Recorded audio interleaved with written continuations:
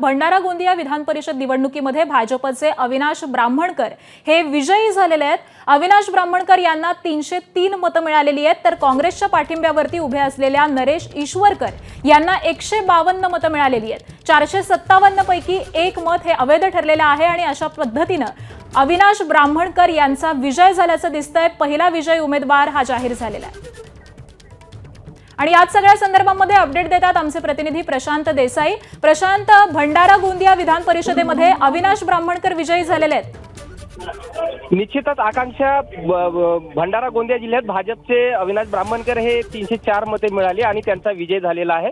तर काँग्रेसचे पाठिंब्यावर उभे असलेल्या नरेश ईश्वरकर यांना 152 मतं मिळाली।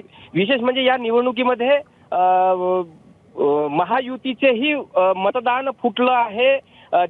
एकीकडे महाविकास आघाडीला 119 मतांची मतं होती, मात्र आता त्यांचे 152 मतं झाले आहेत। याचाच अर्थ की महायुतीचेही मतं मोठ्या प्रमाणामध्ये भंडारा गोंदिया विधान परिषद निवडणुकीत फुटल्याचं इथं चित्र बघायला मिळत आहे। आकांक्षा,